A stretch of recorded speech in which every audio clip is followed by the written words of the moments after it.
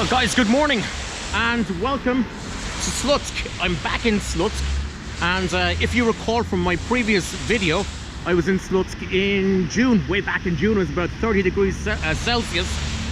It was extremely hot, but I said I would return, and lo and behold, I've returned back to Slutsk. It's November, it's winter, it's snowing, and here we are. You may ask where we're going today, guys, and why we are here. Well, we are about to find out. So, join me on a journey back to Slutsk. A journey with a difference. Let's go.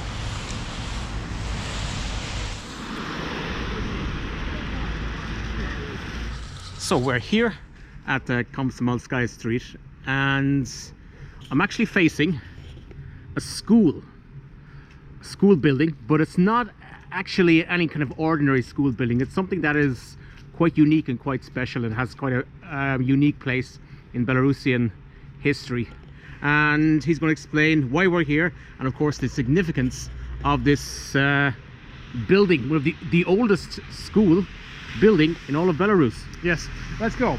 Yeah, it's interesting because this building we have, we have from this school we have from the 17th century, 1617.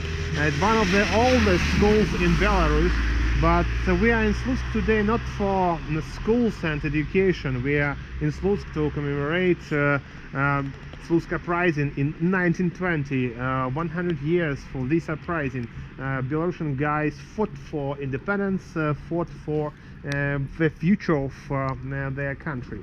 So we have this school, but this is not about school. And very close, very not far from this place, was the house of Edward Venilovich, a man who built Red Church, a very famous Catholic church in the center of Minsk. He was a very rich man, and he had a house in Slutsk, and he gave his house, or the room of his house, to the people to make a big meeting of the people who lived in Slutsk district, to make a big meeting to discuss the future of the country. And they just decided to make a big meeting, and they decided to fight for freedom of Belarusian People Republic. So on the 15 November 1920, 107 people who live in Slutsk district just met on this house and decided the future, and they decided to fight with a weapon in their hands against Bolsheviks for the freedom of their country. And from this period we have the beginning of Slutsk Uprising. But this house, the Venilovich house, was close to the oldest school. That's why we are here, to see the oldest school, and to hear the beginning of the uprising in Slutsk 100 years ago. And these events, the Slutsk Uprising and so on, these events took place within the background of the chaos that was left behind by the First World War, and also by the Polish-Soviet War as well. At the end of the Polish-Soviet War, Bolsheviks and Poles met in Riga to decide the future border between two countries.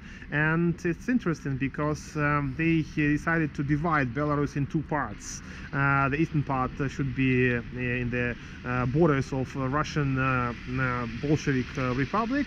The western part of Belarus should be a part of Second Polish Republic. That's why they decided to divide this country into parts. But here in Slutsk we have very interesting situation. Slutsk district was divided into parts. 15 kilometers on the east was sent to Russians, and 15 kilometers to the west was sent to Poles. But Poles and Bolsheviks have to move their military forces from this region. That's why 30 kilometers of this territory was without any authorities, and Belarusians used this situation and just decided to fight with a weapon for their independence.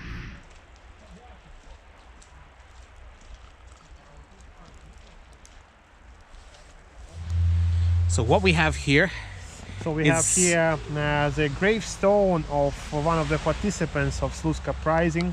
We should say that after uprising, a lot of people were detained by Poles, and in 1920s, beginning of 1930s, some of them turned back, come back to Soviet Belarus, but most of them were arrested and repressed, but during the so-called anti-Polish operation in 1938, and some of them were killed by NKVD.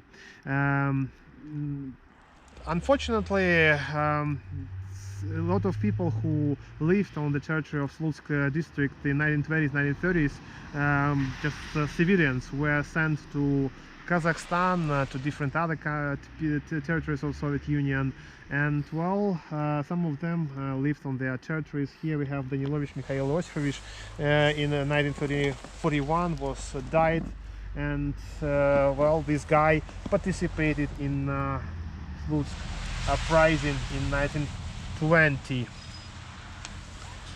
This is a story, a very interesting and very tragic story of Belarusian struggle for independence and for their own country.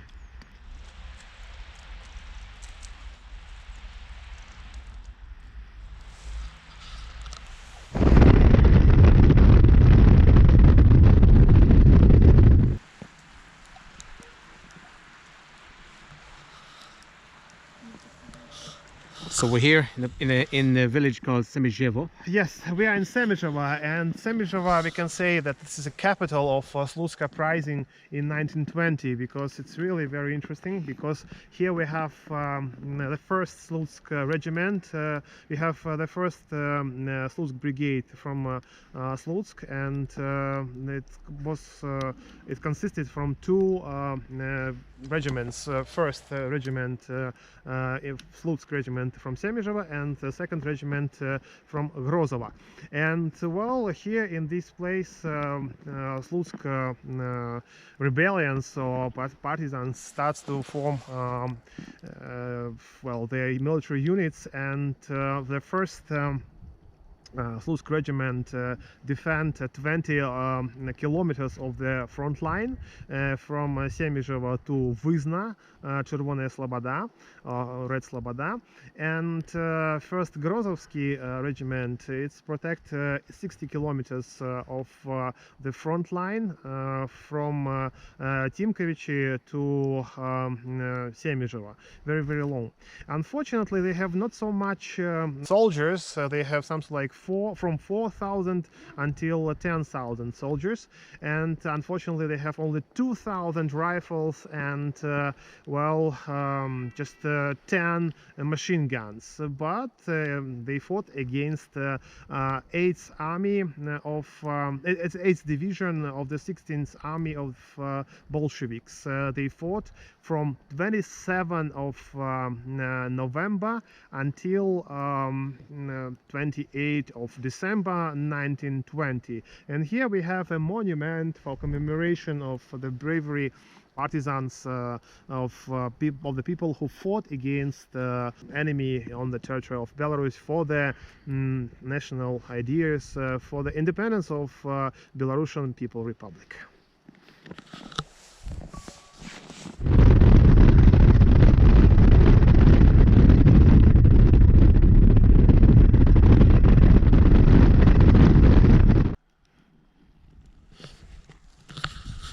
So we've reached our final destination, a place called Grozovo, and this here is another important place in relation to the Slutsk Uprising, and Igor Yes, will finish it off here we have Palace of Mizraelsky in Grozovo.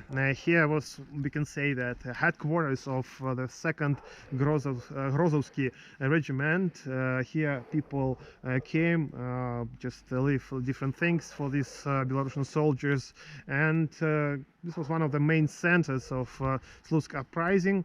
And well, once again they fought very bravely, but there were lack of weapon. That's why they have to finish their struggle at the end of December in 1920.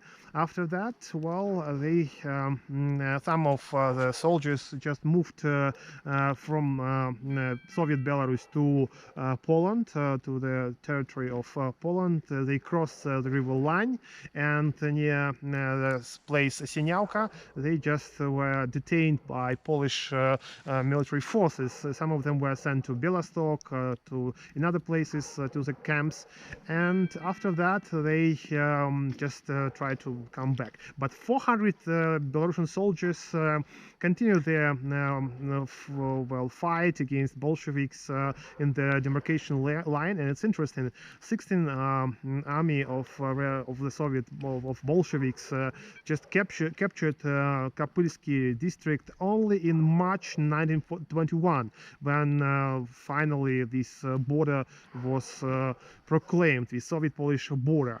So this is a very difficult, interesting story about Belarusians, about formation of Belarusian national identity, and about one of the main pages of Belarusian national history in the 20th century. Many thanks for that, Ihar. Okay, if you want to find some more information about Ihar, if you want to contact him, I'll leave all the details below in the comment box. If you want to see more of my videos in relation to the historical videos, and of course some of the places that we've been to over the last while or so, you can click here and also here as well. Okay guys, that is it from the town of Grozowa.